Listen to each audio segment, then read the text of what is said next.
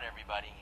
I can't tell you how much fun we've had over the last several months putting together this press conference, and especially the brief 12-hour rehearsal yesterday where everything went perfectly smooth. I can't tell you that because the truth is, this is the most stressful event you could ever imagine. It takes about 2 years off of my life, but I'm more than happy to sacrifice my health if you leave here a little bit more entertained and informed. So, on behalf of everybody at Sony Computer Entertainment America, I want to welcome you to the historic Shrine Auditorium. Over the past 80 years, this room has played host to some of the biggest events in the entertainment industry.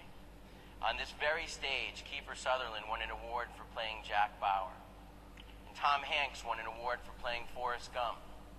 And Jack Palance did 5 or 6 one-arm push-ups while Billy Crystal looked on in fear. And thanks to this job and my biannual workout regimen, there's not much chance of you seeing that happen today. But I believe Jack Palance is dead and I'm still here, so...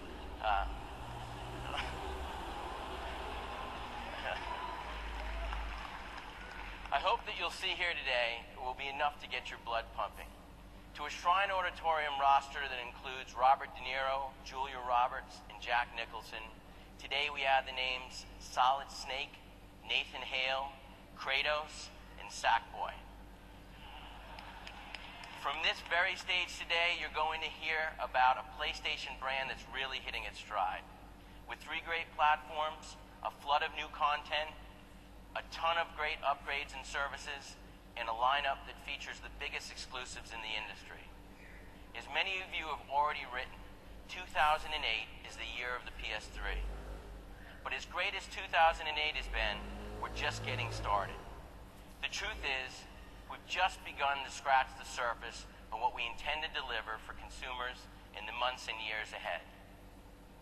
The seeds for the PlayStation brand were laid exactly 15 years ago this week. It was July 20th, 1993 that executives at Sony came together to make a final decision to give a red light or a green light about whether the company should create its own video game console. As the world's premier technology and entertainment company, we believed that we could engineer and deliver a gaming experience to consumers that was second to none. Something that was more intense, more vivid, and more powerful than anything they'd ever seen before. From the very beginning, our customers came to expect something different from us because we expected something different from ourselves. PlayStation ushered in CD technology to millions of households worldwide, just as the PS2 introduced DVD technology to the mass market. Because what really made Sony Computer Entertainment different from the very beginning is that we took a longer look ahead. At a time when most of the product life cycles in the gaming industry were 3 to 5 years, we committed ourselves to a 10-year vision, and then we executed against it. But 2 years into the original PlayStation, at about the same point in time where we are here today in the PS3 timeline, Crash Bandicoot was here, and so was Tekken. But Gran Turismo was a year away. Final Fantasy VII was a year away. Grand Theft Auto was 2 years away, and Tony Hawk was 3 years away. And through it all, PlayStation went on to become the first video game console to move over 100 million units. And again on PlayStation 2, blockbusters like Final Fantasy X, Eco, and Grand Theft Auto 3 were in place in the first few years. But Grand Theft Auto San Andreas came along in year 4, and God of War Guitar Hero and Shadows of the Colossus came out in year 5. God of War was introduced in year 7, and while blockbuster titles keep coming, it took some time for mass migration from PlayStation to PlayStation 2. Why do I mention all this? Well, 2 years ago, we put together another 10-year vision when we launched the PlayStation 3. With PlayStation 3, we created a high-definition experience for every gamer and entertainment enthusiast out there by making Blu-ray standard on every console we sell. PS3 drove the Blu-ray format to victory, and now the Blu-ray format is poised to return the favor. We created the cell processor, so powerful that not only does it drive the PS3, but IBM is actually using the cell processor to power its newest supercomputer.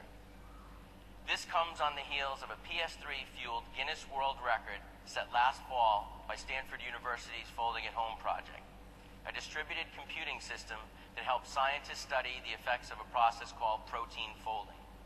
It was enabled in large part by more than 1.7 million PS3 users worldwide who have signed up to be a part of the project and helped make it the world's most powerful distributed computing system.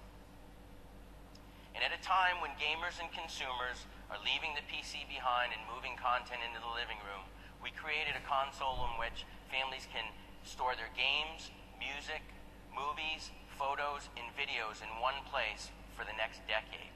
If we'd stopped and asked the consumer if they thought they needed all this functionality and horsepower, the answer might have been no.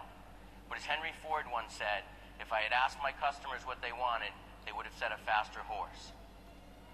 Now, any conversation about 2008 should begin with the first big business story of the year.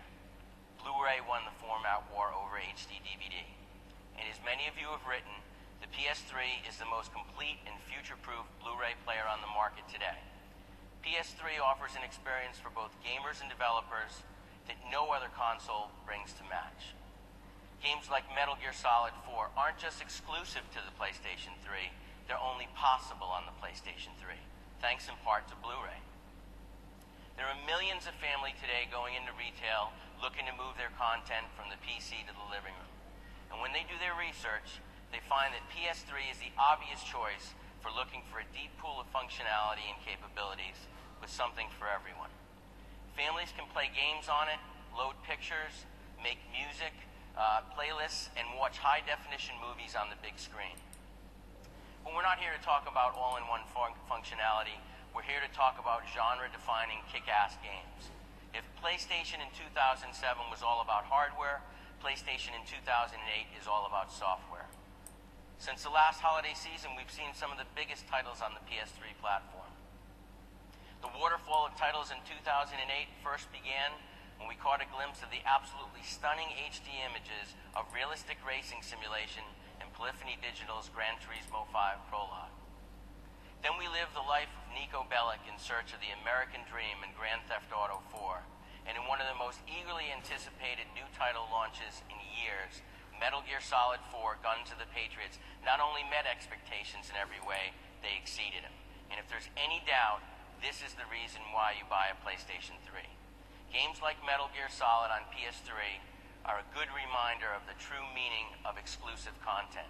And while exclusive downloadable content is nice, but exclusive games are what make up consumers' minds and drive the business. PS3 has more exclusive than any other platform with more than 75 titles. And that's just in North America alone. And the great content isn't just for PS3. On the PSP, we saw God of War, Final Fantasy Crisis Core, Echo Chrome, and Patapon. PS2 consumers could enjoy big-name franchises like Rock Band, Buzz, WWE SmackDown vs. Raw, Guitar Hero, and of course Madden and Tiger Woods. We all saw SingStar make its mark on the PS2, and then through PS3 flood my SingStar with a lot of really, really bad singing. Today we have what no other company has, 3 successful platforms in the market at once. Now let's start off with our flagship product, the PlayStation 3.